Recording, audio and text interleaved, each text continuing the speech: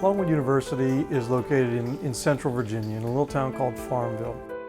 Longwood is one of the 100 oldest higher education institutions in the United States. We take very seriously as a university the nurturing relationship that can occur when you aren't too big. And that's what we very much value here. To love the place, to love the students, to love teaching. Those are real key attributes of our great anthropology faculty. This is a very active program in terms of learning outside of the classroom. During the regular academic year, we provide a number of opportunities for students to do research in the field. For instance, I teach a course on the mound building cultures where we'll go to Town Creek Indian Mound in North Carolina, Moundville in Tuscaloosa, as far out as Louisiana, and the whole course is taking the information the students are learning about and actually going to the sites that they're reading about in the book. It's really exciting because as we're going through the process, we're learning how the tools work and we're getting to apply stuff that we learned in the classroom to the actual field of what we're doing. Over the years, we've done a number of international courses with students. Jim Jordan and I teach a course called The Archaeology of England in prehistoric Roman and medieval times. The Dr. James W. Jordan Archaeology Field School was named for Dr. Jim Jordan, who's still teaching in the program and was the founder of the Archaeology Field School.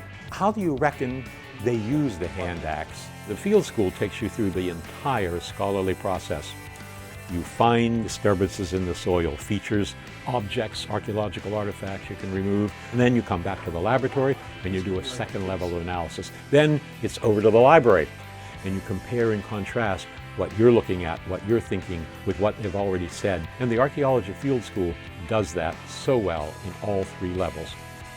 We got to excavate a unit down there and find a lot of artifacts, and it was really cool because the artifacts we'd found, we knew where they were from and from what time period from other classes that we'd taken previously. It has become our field laboratory in a sense, and that's where you really start to see these individuals grow as scholars. From the very first day, we try to make the human connection, in that archaeology is really cultural anthropology of the past. We build a strong foundation in cultural anthropology in the classroom before we take students out to the field, and then we make those connections for them. When the students do their research in archaeology or in cultural anthropology, what they're looking for is culture. We need to have them understand culture in a really substantial way. I think the time we spend studying cultures provides context for what we're digging. While something may not seem significant to us today, that it had different uses for people throughout the course of history. The students in my research methods and cultural anthropology class all have to go out and do each one of them an individual project. Just about anything you can think of in town, students go out and do research projects on that. I teach a linguistics course, which is one of our foundational courses. The students have to compare how English speakers and Indo-European languages construe the world and to languages like Navajo and Hopi and just languages that are very different.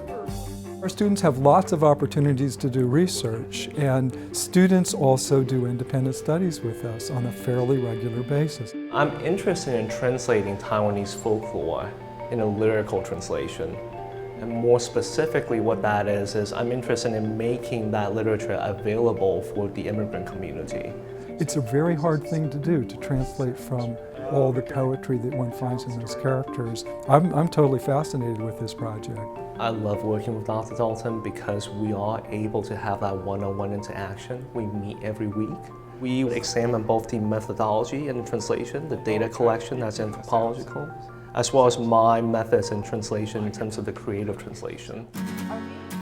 We feel that it's important for students that we know what's going on in their existence as a college student beyond the time that they're in the classroom. And so we try to develop a rapport, a mentor-student relationship.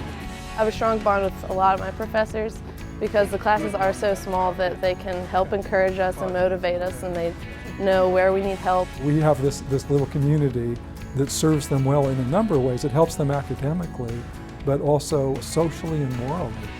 You really get to know everyone because you get to study with everyone. You come very close to people in the field. You gain not only an affinity for the place that you're going to, but you gain an affinity for people that you're going there with.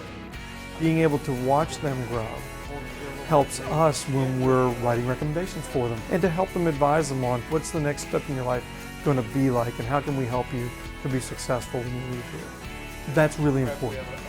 It provides us with a lot of confidence going out into our futures. They're supporting us because it's something they enjoy and they've instilled that love within us. Honestly, I feel like Longwood, our anthropology program, has prepared me for any of the 4 fields of anthropology.